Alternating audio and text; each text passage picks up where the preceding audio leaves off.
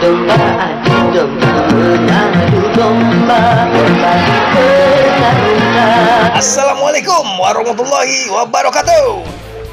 Hello guys, welcome back to BH Korslet, satu-satunya channel yang mengulik film-film lawas Indonesia. Gimana kabar hari ini guys? Masih jomblo? Masih digantungin? Atau masih suka bertualang mencari cinta sejati? Wahai! Saya harap kita semua bahagia. Kalaupun ada badai di dalam suatu hubungan, ya kalau bisa biarlah di awal-awal aja ya guys. Dan endingnya happy saja. Oke, daripada ngelantur kemana-mana, kali ini saya akan mengulik film dari Rhoma Irama yang berjudul Badai di Awal Bahagia. Film yang diproduksi pada tahun 1981 ini disutradarai oleh Muklis Seraya serta dibintangi oleh Rhoma Irama, Rika Rahim, Muni Chader, Parametia, Sultan Saladin, dan masih banyak lagi. Baiklah, karena saya buru-buru ingin menghadiri acara akikahnya anak Erdogan, maka langsung saja. Markisa, mari kita saksikan.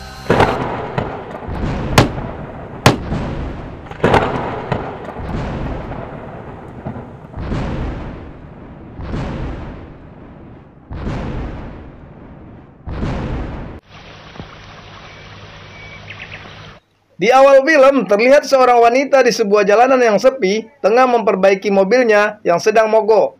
Wanita ini bernama Donna. Lalu melintaslah beberapa orang pemuda yang langsung menghentikan mobilnya dan ingin membantu wanita tersebut. Ketika akan membantu memperbaiki mobil wanita tersebut, 4 orang pemuda itu langsung ditodong oleh 3 orang teman si wanita, yang ternyata mereka adalah kawanan perampok yang mengumpankan wanita tersebut untuk memancing calon korban mereka. Lalu mereka terlibat pertarungan. Tak lama, melintaslah Rhoma Irama dan Soneta grupnya yang baru saja pulang dari mengadakan konser di suatu tempat. Rhoma lalu membuat panggilan radio kepada aparat kepolisian dan membantu pemuda-pemuda tersebut melawan kawanan perampok. Para personil dan kru Soneta pun turut membantu. Karena kalah jumlah, Donna pun melarikan diri dan meninggalkan 3 temannya yang berhasil ditangkap oleh Rhoma dan kawan-kawannya. Polisi yang kemudian datang langsung mengelandang mereka ke penjara.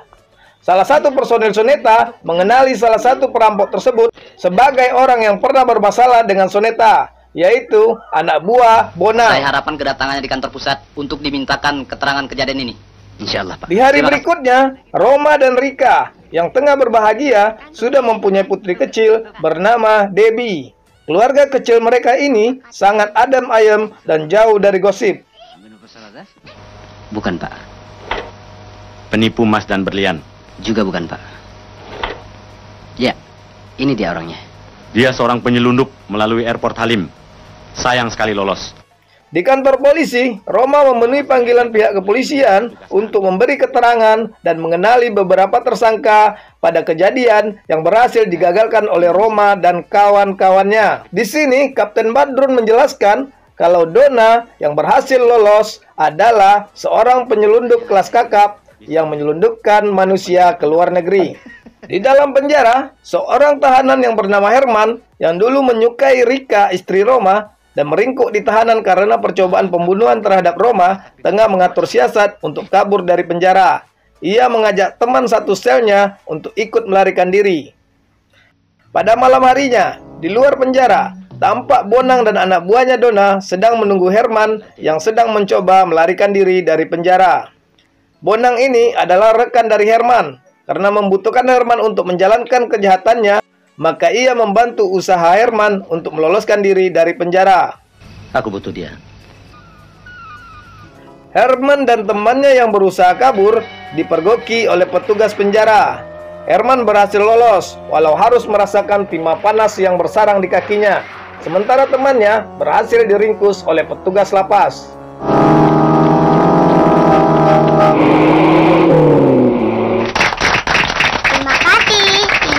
Beberapa hari kemudian, Mang Samin pembantu Rhoma sedang menjemput Debbie ke sekolahnya.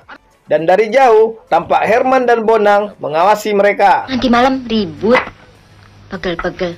Di rumahnya, tampak kehidupan Roma dan Rika selalu bahagia, dihiasi kemesraan dan canda tawa. Mama, ayo. Bentar, Mama lagi masak. Papa udah nungguin. Ayo. Yun di ayun, ayun, ayun. Sorong ke muka, sorong sampai tinggi-tinggi, sorong lagi.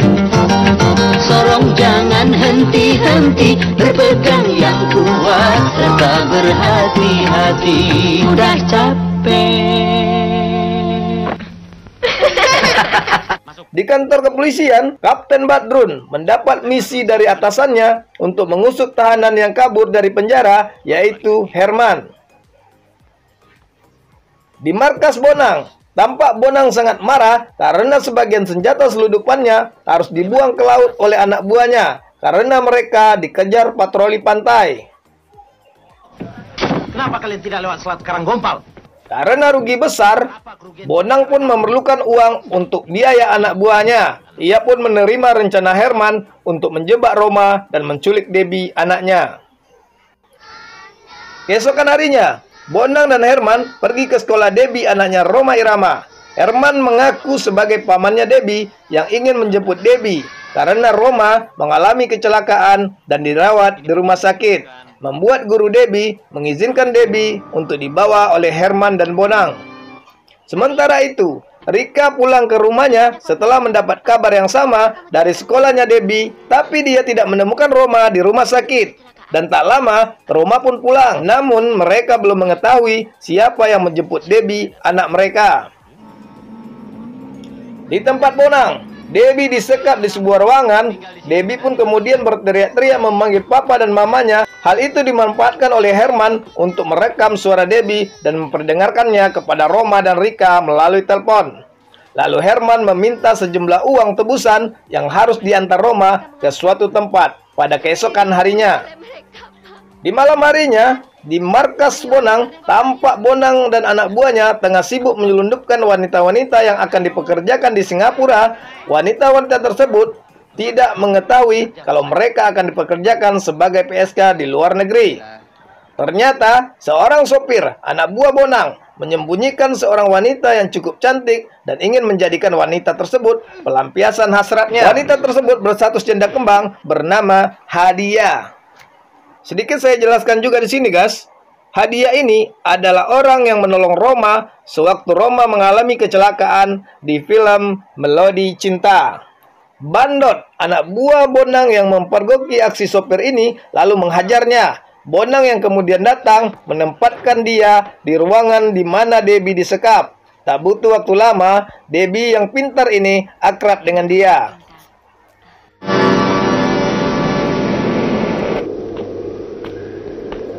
Selamat datang, kawan. Herman. Apa kabar, Bung? Kau Bonang. Esokan paginya, Roma mendatangi tempat yang sudah ditentukan oleh para penculik.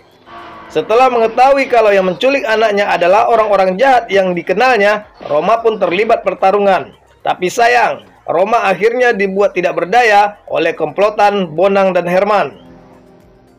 Di malam harinya di rumah Roma, Herman datang menemui Rika dan berpura-pura ingin meminta maaf atas semua kesalahannya. Karena Roma suaminya tidak ada di rumah, Rika tidak mau membukakan pintu untuk Herman. Tak lama, datanglah Rita Sugiarto, teman duet Roma Irama, dan para personil Soneta. Melihat itu, Herman langsung bergegas pergi, meninggalkan rumah Roma. Rita dan personil Soneta kemudian menanyakan perkembangan penculikan Debbie kepada Rika. Dan mereka berusaha menghibur Rika agar sabar menjalani cobaan tersebut. Roma yang disekap di sebelah ruangan di mana tempat dia dan Debbie disekap, melihat dan memanggil dia. Setelah mendengar penjelasan dia, Roma pun bisa bertemu dengan Debbie anaknya, walau hanya lewat celah papan sekat pemisah ruangan. Ayahmu ada di sini. Tidak boleh lupa.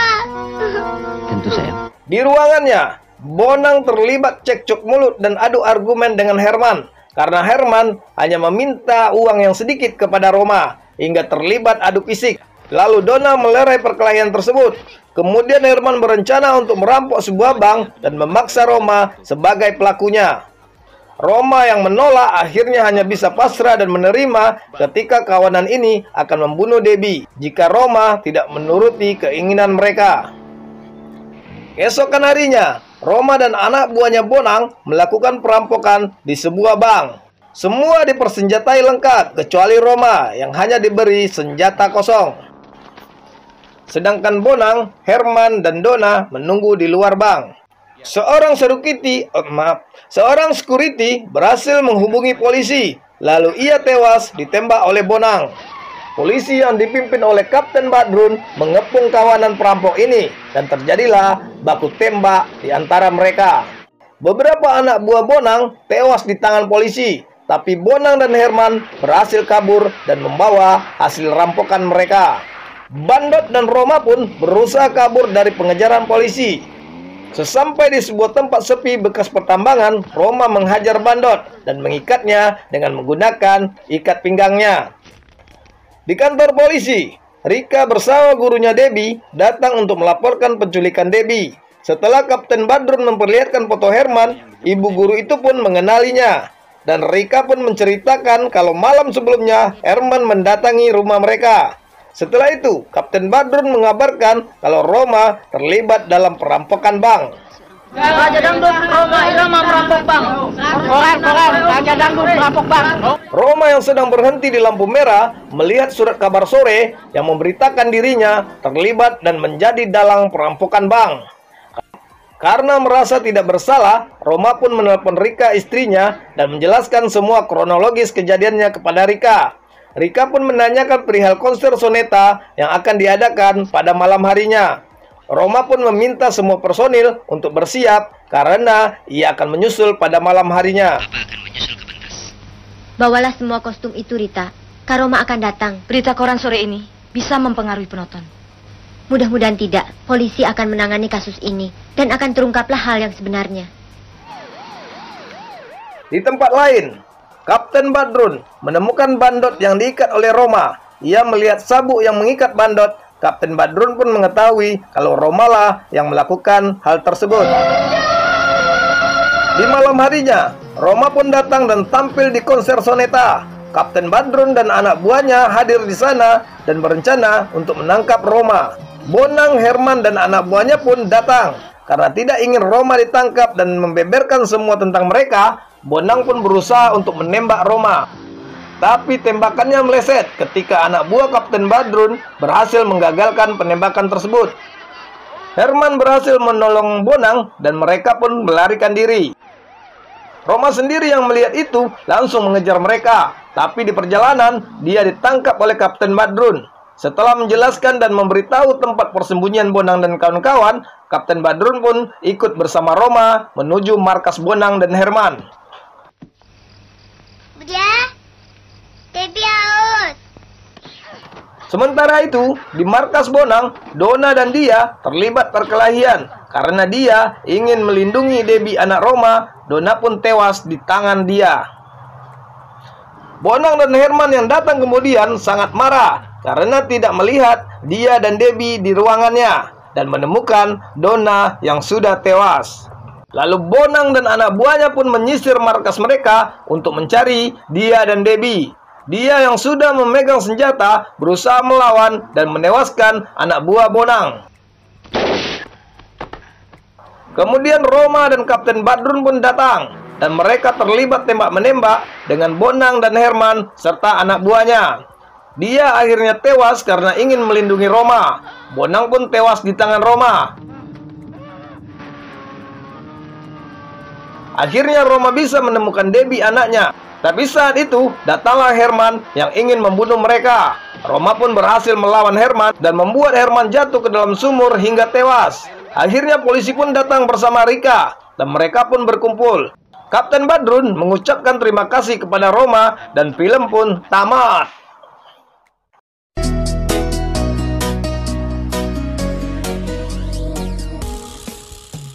kerja, Bang, nggak boleh main-main.